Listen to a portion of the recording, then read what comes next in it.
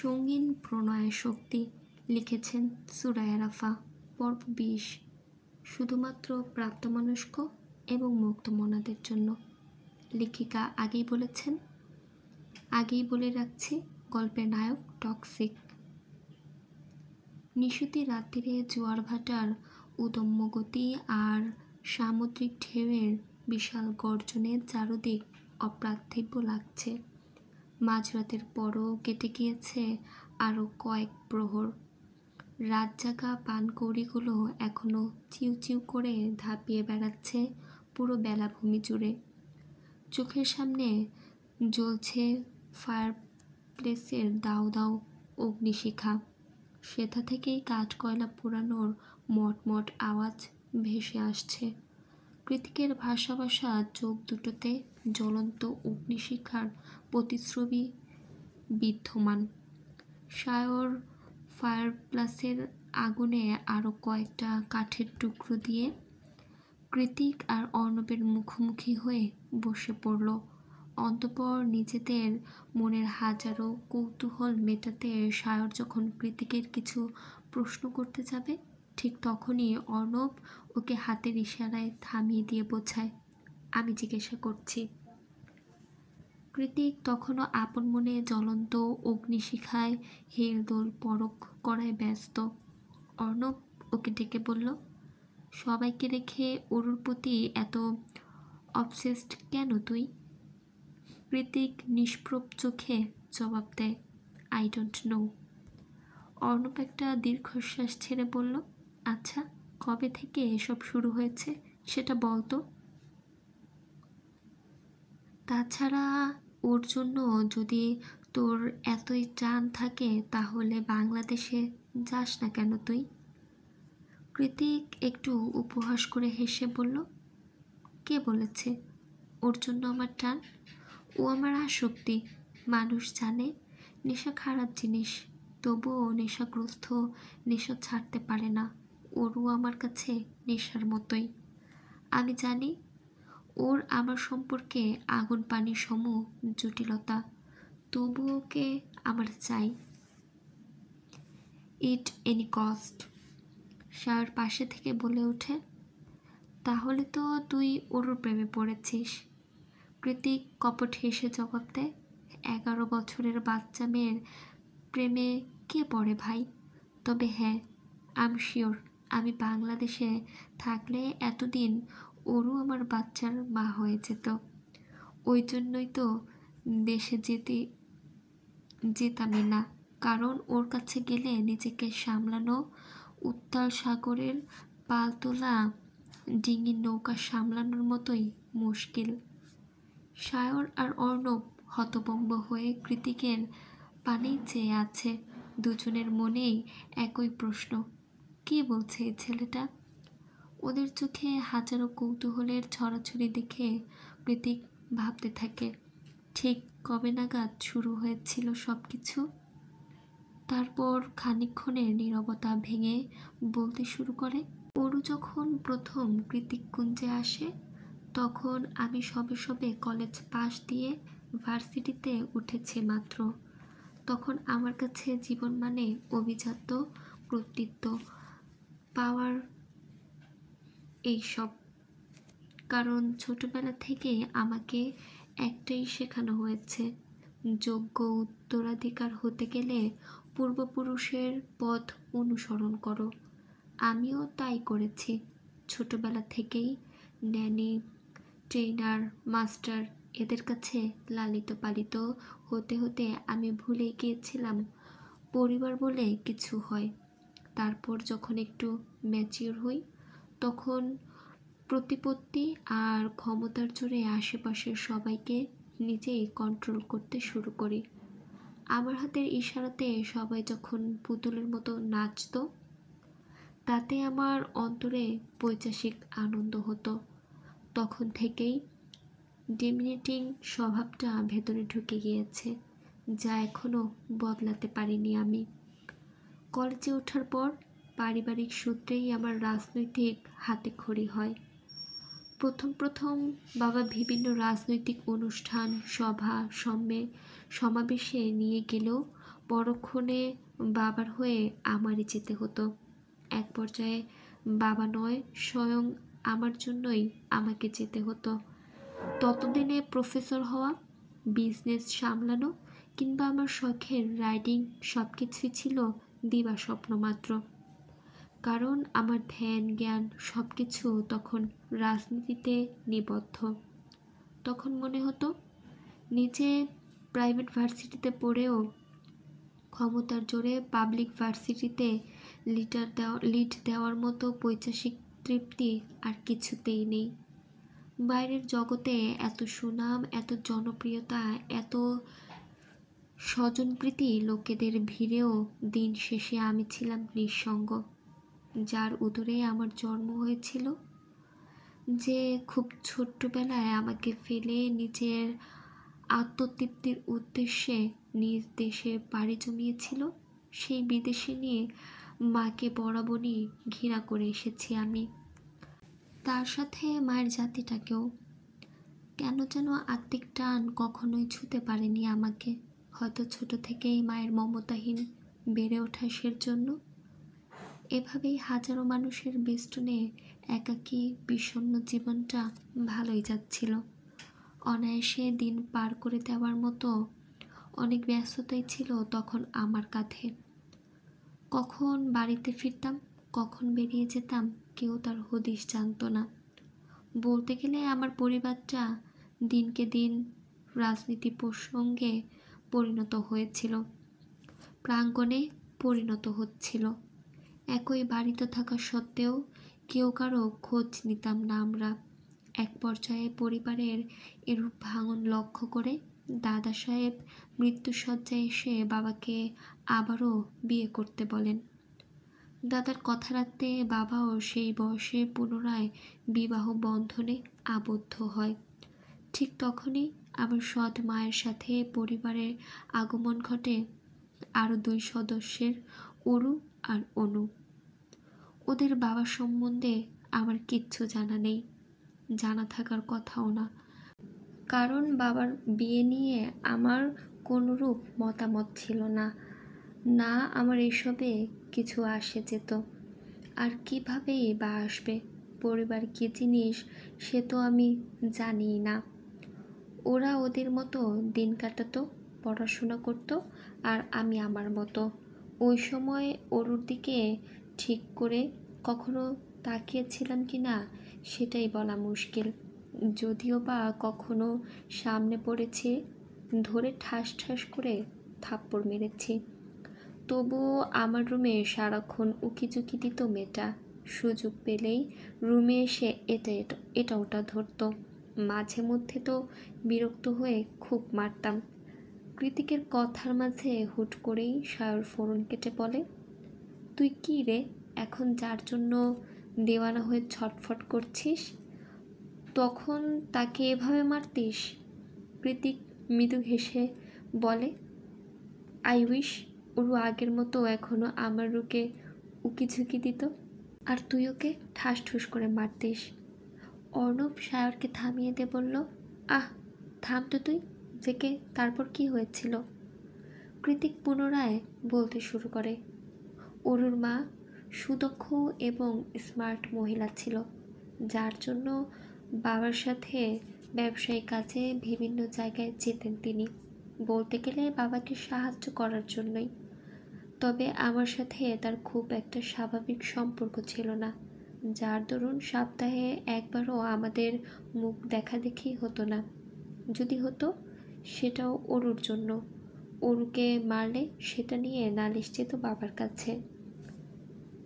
বিপরীতে বাবার থেকে পেতাম হাজারটা তিরস্কার আর বঞ্চনা। এসবের কারণে মনে মনে জিদ হতো অরুর প্রতি।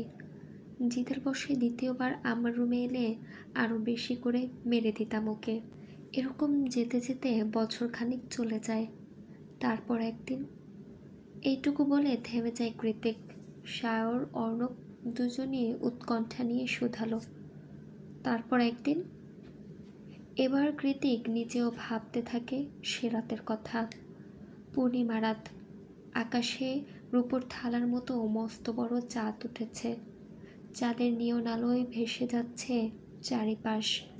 কৃতিককুঞ্জের মহলের ছাদটার আয়তন ছোট্টখাট্ট ফুটবল খেলার মাঠের মতোই বৃহৎ। জোছনা রাতে মায়ের অনুমতি সাপেক্ষ ছাদের প্রাচীর থেকে আচারের বয়মগুলো ঘরে আনতেই ছাদে এসেছিল ওরু। তখনই পাঁচিল ঘেঁষে দাঁড়িয়ে থাকা পুরো নম্বর কালো দিয়ে আবৃত লম্বা মতো কাউকে দেখতে পেয়ে আচমকা ভয়ে চিৎকার দিয়ে ওঠে ওরু। আকস্মাৎ ভয় চিৎকার দিয়ে ওঠে ওরু। তবে গলার স্বর বাইরে বেরোনোর আগেই শক্ত হাতে ওর মুখ চেপে ধরে কৃতিক। ওরু থেমে গিয়ে চোখ পিটপিট করে তাকাতেই কৃতিক গম্ভীর গলায় বলে, তুই এখানে কেন? কৃতিকের কথায় উত্তর না দিয়ে ওরু মিনমিনিয়ে বলে, আপনার তো জ্বর এসেছে, হাতটা কেমন আগুনের গোলার মতো গরম হয়ে আছে। কৃতিক ওরুর শরীরে এক প্রকার ধাক্কা দিয়ে বলে, জ্বর আসলে তোর কি? যা করতে এসেছিস সেটা করে নেমে যা, জ্বরের ঘোরে তোকে দেখতে ইচ্ছে করছে না। কৃতিকের রক্তটা স্বভাব চরিত্র সব কিছুই ওরুর জানা, তাই ও আর কথা না বাড়িয়ে চুপচাপ আচারের বয়ম নিয়ে ছাদ থেকে নেমে যায়। মাঝরাত, কারেন্ট থাকা সত্ত্বেও রুমের চারদিকে ঘুটঘুটে অন্ধকার। জ্বরের ঘোরে অন্ধকার রুমে শুয়েই থরথর করে কাঁপছে কৃতিক। সন্ধ্যারাতে দুইটা প্যারাসিটামল খেয়েও কাজ হয়নি, উল্টে হাড় কাঁপিয়ে দ্বিগুণ তালে জ্বর উঠেছে। পার্টির লোকেদের থেকে বারবার কল আসছে, মোবাইলটাও বন্ধ করে রেখেছে ও। অনেক বেশি জ্বরের তোপে অন্ধকার রুমের মাঝে জোনাকি পোকা দেখছিল কৃতিক। ঠিক তখনই গভীর তিমিরকে হটিয়ে একটা মোমবাতি সমেত রুমে প্রবেশ করে কিশোরী ওরু। পরনে তার কালো রঙের কামিজ, মাথায় আধটানা ঘোমটা। কৃতিক তখনও জ্বরের তোপে বারবার দীর্ঘশ্বাস ফেলছিল। ওরু মোমটা নিয়ে রুমের মাঝে এগিয়ে এসে নিজের থেকেই বলল, বিদ্যুৎ চলে গিয়েছে, জেনারেটর নষ্ট হয়ে পড়ে আছে, আপনার তো জ্বর, তাই ভাবলাম মোমবাতি নিয়ে আসি। মোমবাতির প্রয়োজন নেই, আমি অন্ধকার ভালোবাসি, তুই যা তো। কৃতিকের এহেন ধমকে ওরু যায় না, চুপচাপ দাঁড়িয়ে থাকে ওর পাশ ঘেঁষে। ওরুকে অনেকক্ষণ যাবৎ দাঁড়িয়ে থাকতে দেখে কৃতিক হাঁচকি স্বরে নাক টেনে বলে, কি হলো, যাচ্ছিস না যে? আবারও মার খাওয়ার শখ জেগেছে? শখ জেগে থাকলে কাছে আয়, থাপ্পড় দিচ্ছি। ওরু মুখ কাচুমাচু করে বলে, মা আঙ্কেলের সাথে শহরের বাইরে গিয়েছে। মামির অসুখ শুনে সকাল সকাল আপা ও নানি বাড়ি গিয়েছে, বলেছিল বিকেলের মধ্যে ফিরে আসবে, কিন্তু ফেরেনি। এখন আবার কারেন্টও নেই। আমার অন্ধকারে ভয় করছে ভাইয়া, এখানে একটু দাঁড়িয়ে থাকি, কারেন্ট এলেই চলে যাব। ওরুর আকুতি ভরা টলটলে চোখের দিকে এক পলক তাকিয়ে নিজে একটু সরে গিয়ে ওরুর জন্য বিছানাতেই জায়গা করে দিল কৃতিক। ওরুও টু শব্দ না করে ভয়ে ভয়ে সেখানটায় গিয়ে বসে পড়ে। কৃতিক চোখ দুটো বন্ধ রেখেই ওরুর উদ্দেশ্যে বলে, ভালো করে বস, মারব না। ওরু এবার ভালোভাবেই বসে, হাতে থাকা জলপট্টিটা কৃতিকের কপালে রেখে দেখে দেয়। কৃতিক ভুরুকুটি করে চোখ উল্টে সেটার দিকে তাকিয়ে বলল, এটা কি দিয়েছিস? ওরু জানায়, জ্বর হলে মা আমাদের মাথায় এটা দিয়ে রাখে, এতে অনেকটা আরাম লাগে। আপনি অন্ধকারের জোরে জোরে নিঃশ্বাস নিচ্ছিলেন, মনে হলো আপনার এটা প্রয়োজন, তাই নিয়ে এসেছি। ওরুর কথা শুনে কৃতিক ওর মুখের পানে চাইল। গত 1.5 বছর আজই বোধ হয় প্রথম ঠিকভাবে ওর মুখের দিকে চাইল কৃতিক। সদ্য কিশোরীতে রূপ নেয়া কুচি একটা চেহারা, মিটমিটিয়ে জ্বলতে থাকা মোমের হলদে আলোয় ওর চেহারাটা অশরীরের মতোই সুন্দর লাগছে তীব্র জ্বরের ঘোরে থাকা কৃতিকের নেশালো চোখ দুটোতে। হুট করে কেন যেন মনে হচ্ছে অরুর মতো মায়াবী মুখ পৃথিবীতে আর দুটো নেই। কৃতিককে চুপচাপ তাকিয়ে থাকতে দেখে অরু ঠোঁট কামড়ে একটু এগিয়ে এসে জলপট্টিটা আবারও উল্টে দিল। আবার যেন কেন করছিস এসব? কৃতিকের অজ্ঞাত প্রশ্নের উত্তর নেই অরুর কাছে। কী বা বলবে ও? দেখেছে মানুষটা জ্বরে পড়ে যাচ্ছে, অথচ কাউকে মুখ ফুটে বলছে না অব্দি। একা একাই কষ্ট সহ্য করছে, তাই তো হাতে করে জলপট্টি নিয়ে আসা। কি হলো, কিছু বল। অরু আস্তে করে জবাব দেয়, আপনার জন্য কষ্ট হচ্ছিল তাই।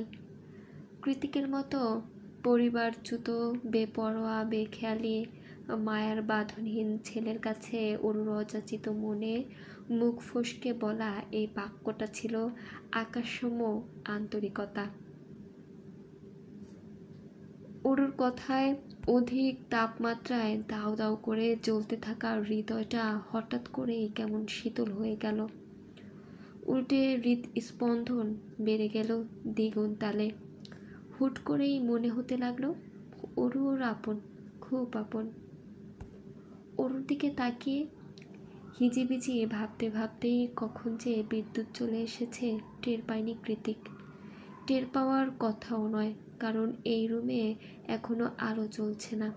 বাইরের ঘরে মৃদু আলো জ্বলছে দেখে অরু বলে, বিদ্যুৎ চলে এসেছে, এবার আমি যাই। কৃতিক অরুর হাত টেনে ধরে, ঘোর অসম্মতি জানিয়ে বলে, কোথাও যাবি না তুই, এখানে বসে থাক আমার সামনে। কেন? কৃতিক হাঁচকি স্বরে জবাব দেয়, তোকে দেখব তাই। কৃতিক শক্ত করে অরুর হাত ধরে রেখেছে। উপায়ন্তর না পেয়ে অরু সেখানেই বসে থাকে সারা রাত। এক পর্যায়ে ঝিমুতে ঝিমুতে কখন যে কৃতিকের বুকের উপরই ঘুমিয়ে পড়েছে সেটা অরুর অজানা রয়ে যায়, অথচ কৃতিকের চোখ এক ফোঁটাও ঘুম নেই। ও সারা রাত জেগে ঘোর লাগা চোখে অরুকে দেখেছে। সময়ের সাথে সাথে মোমের আলো ফুরিয়ে গিয়েছে, তবুও দেখেছে। শেষমেশ অরু যখন কৃতিকের বুকেই ঘুমিয়ে পড়ে, তখন দ্বিতীয়বারের মতো আবারও হৃদস্পন্দনের গতি হারায় কৃতিকের। ও চোখ দুটো বন্ধ করে হিসিয়ে বলে, তুই আমার অরু, খুব তাড়াতাড়ি বড় হয়ে যা, তোকে আমি দেখব, সারা জীবন ধরে দেখব। সেদিন রাতের পর থেকেই কৃতিকের হৃদয়ে বাসা বাঁধে অরুর প্রতি অজানা এক আসক্তি, যার কোনো নাম ধাম নেই, শুধু হৃদয় মাঝারে বয়ে চলা এক সুপ্ত, গভীর আর বেসামাল অনুভূতির ছড়াছড়ি। ধীরে ধীরে সবার আড়ালে শুরু হয় অরুর প্রতি নিজের দখলদারি। অরু যে রাস্তা দিয়ে স্কুলে যেত সেই রাস্তায় সব সময় দুজন লোক লাগানো থাকতো। অরু কার সাথে মিশছে, কার সাথে ঘুরছে, বন্ধু মহলে কোনো ছেলের আনাগোনা আছে কিনা, সব কিছুরই পাই টু পাই খবর নিত কৃতিক। অরু আম পাড়তে গিয়ে আম গাছ থেকে পড়ে ব্যথা পেয়েছে বলে সেদিন বাপদাদার আমলের ঐতিহ্যবাহী আম গাছটাকে কেটে ডেকুটে বাড়ি থেকে বিদায় করেছে কৃতিক। বাড়ির ঐতিহ্য, বাবা দাদার স্মৃতিকে এভাবে কেটে ফেলায় ছেলের বেপরোয়া কাণ্ডে জামশেদ জায়ান চৌধুরীও হতবাক হয়েছিলেন, কিন্তু বলার মতো কিছু নেই তার। কী বা বলবেন, ছেলে কি তার কথা শোনে? এভাবে সময়ের পরিবর্তনে সেই আসক্তি বৃদ্ধি পেতে থাকে দ্বিগুণ হারে। স্কুল ব্যতীত কৃতিককুঞ্জের বাইরে পা রাখা নিষেধ হয়ে যায় অরুর জন্য। কিশোরী অরুর মাথায় ঢোকে না হঠাৎ করেই কৃতিক কেন তার উপর এত অধিকার দেখাচ্ছে। আগে তো কখনো আসতো না, কখনো কখন যেত তারই হদিশ থাকতো না, আর এখন বাড়িতে কেউ না থাকলেই কৃতিককে দেখতে পায় অরু। শুধু দেখতে পায় বললে ভুল হবে, ওকে জোর জবরদস্তি করে নিজের সামনে বসিয়ে রাখে কৃতিক। চোখের সামনে থেকে সরলেই গালে এসে আছড়ে পড়ে শক্ত হাতের থাপ্পড়। থাপ্পড় খেয়ে ওরু কাঁদলে পুনরায় থাপ্পড়। এভাবেই দিন যাচ্ছিল। সবার অগোচরে ভেতরের সুপ্ত অনুভূতিগুলো তরতর করে বাড়ছিল কৃতিকের মাঝে। কৃতিকের হুটহাট করা পাগলামিতে বিরক্ত হয়ে আজকাল আর আগের মতো ওর রুমের ধারে কাছেও যেত না ওরও। মাঝে মধ্যে ওকে এক নজর দেখে চলে যাবে বলে ওর নাম করে কৃতিক জোরে জোরে ডাকে, তবুও সেদিকে পা বাড়ায় না ওরও। তবে আজকে ধুরু ধুরু বুকে সেই আসতেই হলো কৃতিকের রুমের সামনে।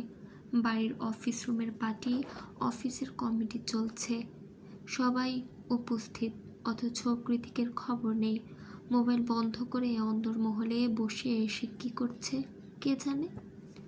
মিটিং এর মাঝে সবাই তর্ক বিতর্কে ব্যস্ত, তাই জামশেদ জায়ান চৌধুরী অরুকে ডেকে বলে, তোমার কৃতিক ভাইয়াকে ডেকে দাও তো অরু। তার কথা রাখতেই আপাতত ভর সন্ধ্যাবেলায় কৃতিকের রুমে কড়া নেড়েছে অরু। অরু কড়া নাড়ার সঙ্গে সঙ্গে দরজা খুলে ওকে হ্যাচকা টানে ভেতরে নিয়ে গেল কৃতিক।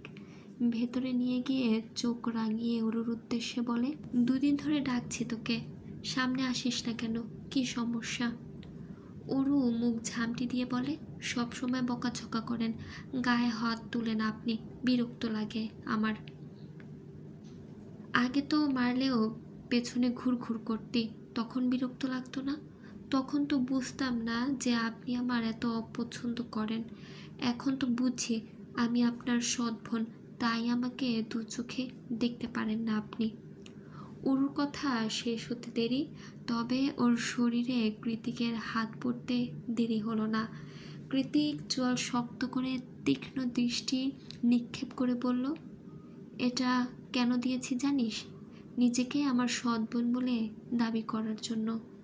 তুই আমার বোন না, আমার বোন হবার কোনো যোগ্যতাই তোর মাঝে নেই। আর না আমি তোকে বোনের নজরে দেখে। মার খেয়ে গালে হাত দিয়ে মেঝেতে বসেই ফুপিয়ে কাঁদছে ওরও।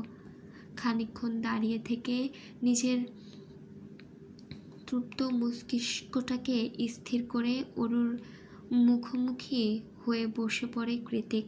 তারপর আলতো হাতে ওর চোখের পানি মুছে দিয়ে বলে, আম সরি অরু, খুব লেগেছে? কেন আমাকে এভাবে যন্ত্রণা দিস বলতো? তুই যখন আরেকটু বড় হবি তখন আমার আজকের কথাগুলো ঠিক বুঝতে পারবি। ততদিন শুধু তোকে একটু দেখে দেখে রাখতে হবে আমার। কৃতিকের মুখে আদুরে আওয়াজ শুনে অভিমানে অরু এবার সশব্দে করে কেঁদে উঠল।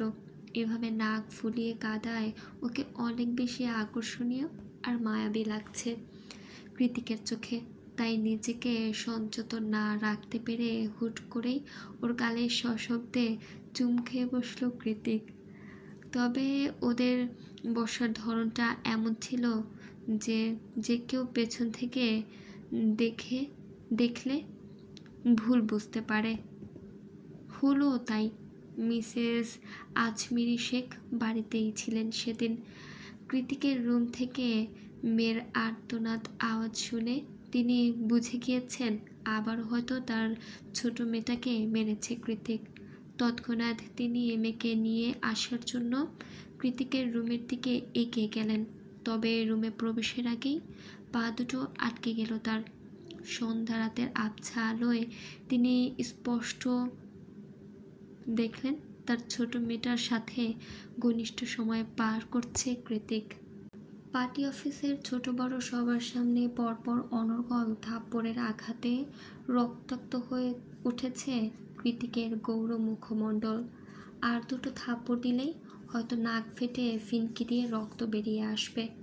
তবুও কিছুতেই থামানো যাচ্ছে না জামশেদ জায়ান চৌধুরীকে। রাগের তোপে থরথর করে কাঁপছেন তিনি। হাতের পাশাপাশি মুখ দিয়ে যা আসছে সেটা বলে আঘাত করছেন নিজের একমাত্র ছেলেকে। অরু অনু ওর মায়ের আঁচল ধরে রুমের এক কোণে কুঁকড়ে দাঁড়িয়ে আছে।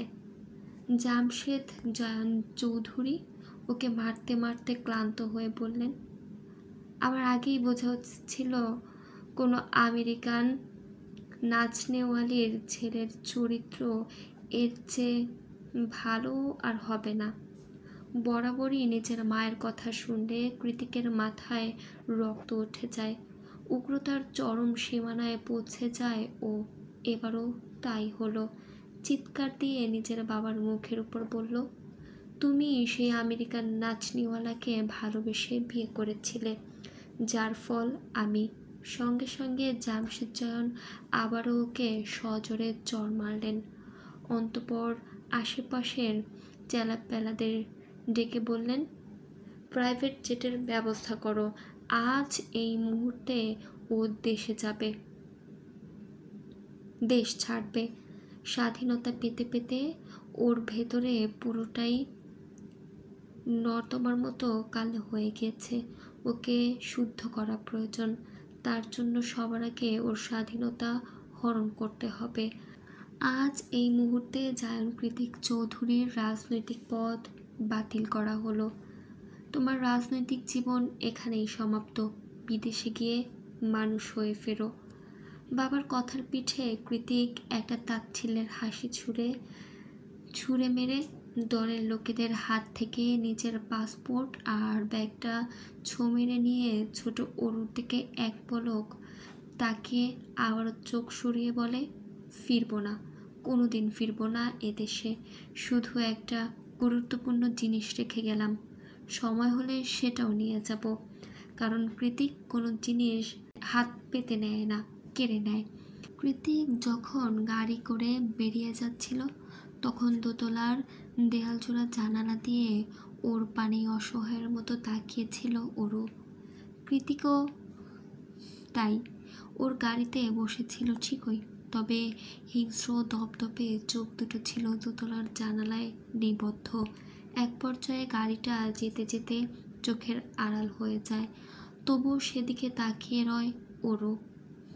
কী নিয়ে এত ঝামেলা হলো সেসব মাথায় না ঢুকলেও এটা ঠিকই বুঝতে পেরেছে ও।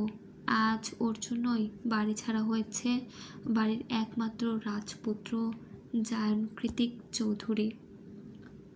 ওদিকে যেতে যেতেই কৃতিকের কেটে যাওয়া ঠোঁট দুটো বাঁকা হাসিতে প্রসারিত হলো।